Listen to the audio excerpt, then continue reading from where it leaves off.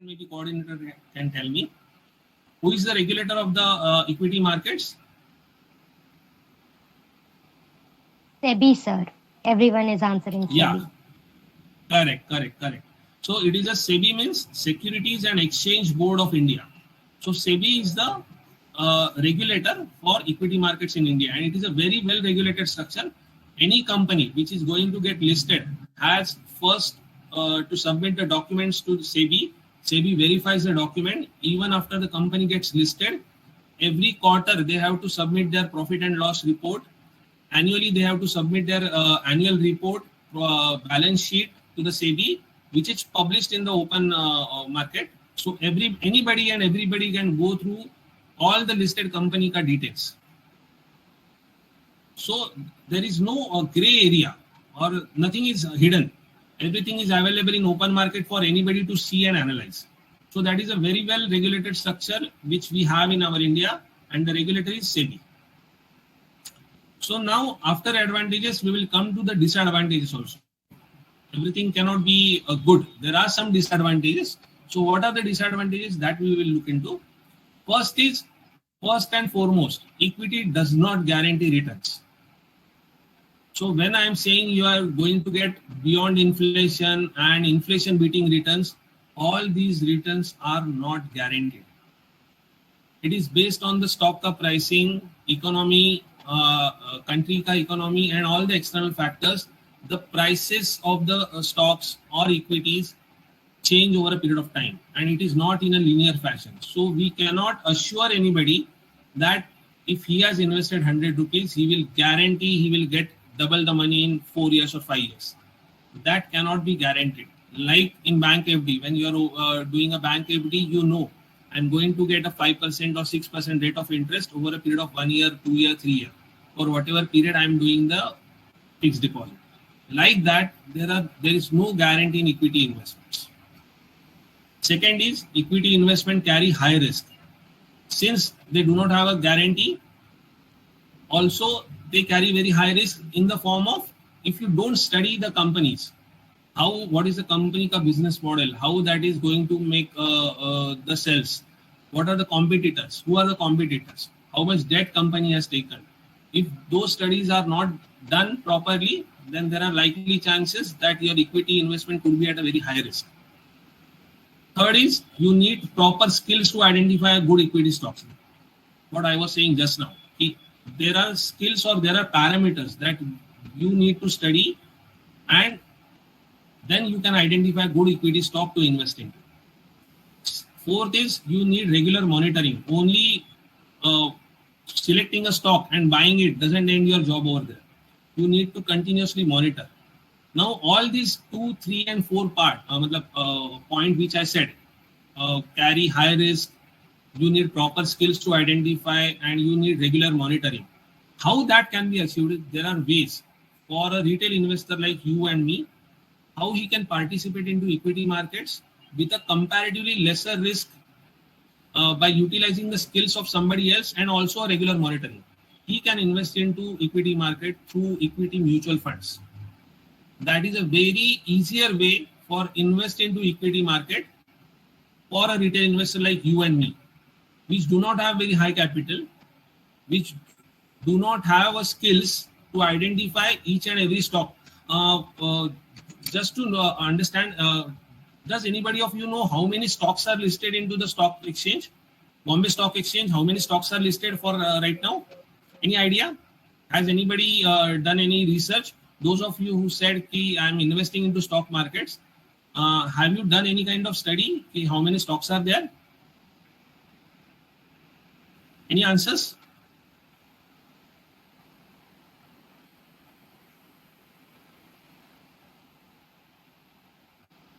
Hello? Sir, Nikhil says it's about 500 to 600 companies are listed. No, Nikhil. Nikhil, there are around 6,000 to 7,000 companies are listed into Bombay Stock Exchange. Bombay and National Stock Exchange. Together, there are around 7,000 companies listed. So just think of it, if you want to select any stocks, from these 7,000 stock, what will be a task? It will be a humongous task. How you will identify the companies? How you will monitor the performance of those companies? So it is a very tedious task, and it requires a lot of skills.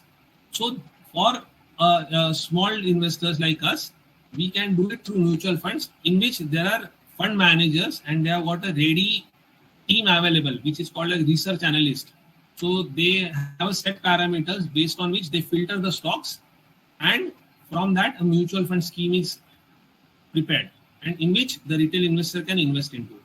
So though there are disadvantages of equity investment, that can be overcome through a route like mutual funds. And last point is news flows impact equity markets. So all of you must have seen the stock exchange or the Bombay Stock Exchange Sensex was at around 45,000 during February-March 2020, and from that 40s level, it suddenly came down to 26 within no time. Within a period of, I think, 15 days, it came down to 26,000 because of the corona. And again, it went up. So these news flows impact the equity markets a lot.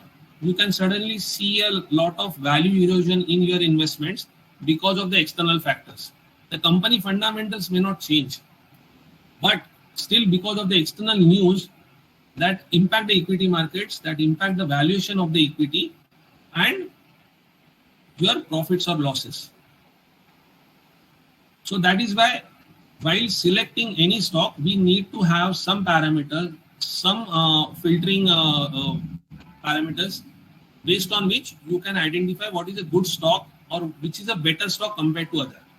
So now we will come to the last part is market capitalization categorization. So when I said there are around 7,000 stocks, so how the companies are categorized? They are categorized based on their market capitalization.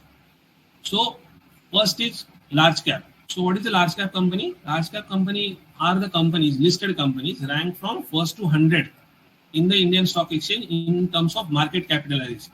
What is market capitalization? It is the number of shares multiplied by the value of each individual share. So that way, the first to 100 company is called as large cap. Then 101 to 250th company is called as a mid cap. It is a mid-sized company. And then 251 to 500 is called as small cap. So Nikhil was saying 500, these are the only large, mid and small cap companies. Apart from that, there are many small companies or micro cap companies which are listed into the Indian stock market. So do you have any idea which is the largest company in India right now? Which is a large cap or the biggest company of India by market cap size? Any guesses? Sir, Manoj says it is TCS, and I guess it's Reliance. Okay. Yeah, you're correct. So Reliance is number one company right now, and it is closely followed by TCS. For some time, or rather around 2 years back, TCS was the number one company, but thereafter Reliance took over. And again now Reliance is number one, TCS is number two, and thereafter the number follows in Infosys and all those companies. But all of you must also be knowing that one of the biggest IPOs is going to hit the market in the month of March. So you must have read the news in newspaper and on print media and on radios and FM that a new company is going to hit the market, and which is going to be the biggest company, maybe the largest company of India. Any ideas on that? Which is a company which is going to get listed? Sir, everyone is guessing it as LIC. Yeah, correct. 100% bang on. So LIC ka IPO is going to hit the market in the month of, most likely in the month of March. So though their valuation is not yet disclosed, but maybe that company could well be between TCS and Reliance, or maybe the biggest company of Indian stock market. So that we will come to know by the month of March.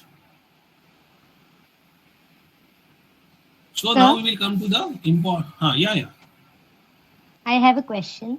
Companies can can companies be categorized based on their capital value as well? Like you said, it's the rank that categorized is as large, mid, and small. But the capital Yes. value is, can it be considered to No, no, not. categorize It is them? not a capital. It is it is a market value. It is a market value of the company. So if Reliance share is presently valued at around 2,500, and the number of shares of that Reliance company which are issued are maybe 1,000. So 1,000 multiplied by 22,500 or 2,500. So that's how the market capitalization or value of the company is derived. So that is why when you say it is based on market capitalization and market value, if the company ka share price goes down, then the market value goes down. Many a times it has happened, the large cap of today doesn't remain large cap forever. Some large cap have gone down to mid cap because of the value erosion. If the business is not growing and there is some problem in the company, the sales is not growing, the profits are not increasing, it might happen the large cap of today might go to mid cap. And same way the other way around, mid cap companies can go on to become large cap. The biggest example of a small cap or mid cap company going on to become a large cap is Bajaj Finance. Bajaj Finance was a small company. It is a small cap, was a small cap share in 2007-8. Now it is one of the top 10 or 15 companies in India. So that has grown to large cap. So it is based on the company ka valuation, company ka market share price. Based on that, the ranking is decided. So that is why it is not same throughout the days, throughout the years. Rather, to give you another example, you know Bombay Stock Exchange, that Sensex, which is the Sensex consisting of 30 stocks. Those 30 stocks don't remain same throughout the year. Every year, based on the company performance, Bombay Stock Exchange removes some stocks from the Sensex and adds to other stocks. In last 21 years, only 7 companies have remained in the Sensex throughout these 21 years. The rest of the 23 companies have changed. So why they have changed? Because their capitalization has changed. You got the point? Yes, sir. Okay. Thank you. Shall we go ahead? Yes, sir, please. So now we will come to the important ratios, the main part of our presentation. So what is the first ratio? That is earning per share. By the name itself, you will get an idea what that ratio means. So what is earning per share? It is the net profit of the company divided by the number of issued shares. So just to give you an example, that restaurant example, we had 100 rupees capital, and take into consideration that 100 rupees consisted of 100 shares. And during the year, first year, we made a profit of 500 rupees on that business. So what will be my earning per share? It will be 500 rupees of profit divided by number of issued shares. So per share, we got a profit of 5 rupees. So how do you comprehend that ratio? How does it help you? So if you are into a business, then your earnings should increase every year. At least during the difficult time, it should remain same. It should not go down. So that is a main parameter to identify a company. So just by seeing the earning per share of a company over a period of time, you can find out whether that company is making good profits. It is making good business and it is making good profits. That profits will reflect into earnings per share. So if the EPS of the company is growing, then we can surely say that the company has been performing well. Other way around, if the EPS of the company is constant or falling, then we need to find out why it is falling. We need to deep dive into to understand the reasons. So that will give you an insight why the company ka share price is falling and why the EPS is also falling. I will give you some examples. 1 minute. So when you see the shares, don't consider it to be any recommendation. It is just for you to understand in a easier way. So I have taken a peer-to-peer comparison for IT companies. So if you see, so this is a TCS का Tata Consulting Services company का result sheet. So if you see, this is their profit and loss statement. Now see their profit and loss statement from March 10 to March 21. For last 11 years, it is shown over here. So if you go down, you see their EPS. So what is their EPS? In 2010, it was 17 rupees earning per share. In 11, it went to 23, then it went to 26, it went to 35, 48, 50, 61, 66. Even during the difficult times during Corona, it has increased, though not substantially, but as compared to March 20, in March 21, the earning per share of TCS has increased by ₹1. And they are also expecting to go up to 101 in the coming financial year. So what does this show you? The earning per share, company is performing well, and that is reflecting into their earning per share. You are able to see the screen now? Yes, sir. Yes, sir. Yeah, good. So this is the first ratio which gives you clear understanding that the investor is getting earning per share which is good, which is increasing. It means with the same capital, on the same capital, company generating more and more profits. And that is getting reflected into the earning per share. I will give you also a second example of falling earning per share.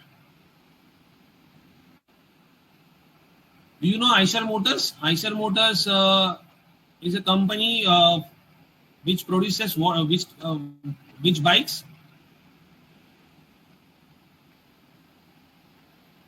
Royal Enfield? Yes, you must sir. have seen Bullet. Yeah, so Royal Enfield is produced by Eicher Motors. So if you see their performance, see Eicher Motors, when the company is very old, we have got the results of last 11 years. Earning per share of Eicher Motors in December 2009 was only 3 rupees. So per share they were generating only 3 rupees earnings. It went to 7 rupees. It went to 11 rupees, 12, 14, 22, 49, 61, 71, 80.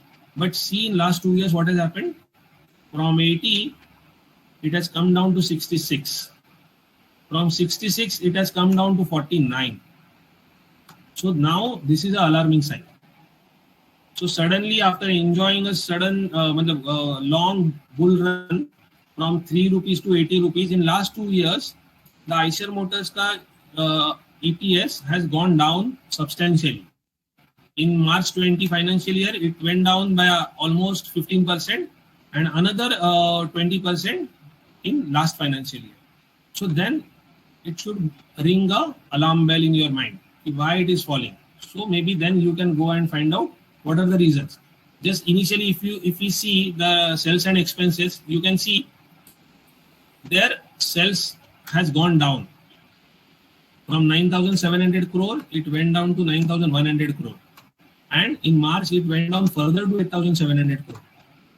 Whereas their expenses have remained same: 6,800, 6,900, 6,900 crore.